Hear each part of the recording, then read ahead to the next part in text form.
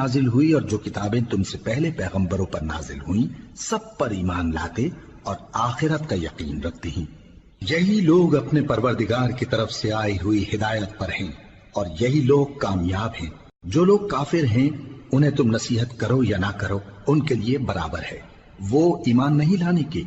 अल्लाह ने उनके दिलों और कानों पर मोहर लगा रखी है और उनकी आंखों पर पर्दा पड़ा हुआ है और उनके लिए बड़ा अजाब तैयार है।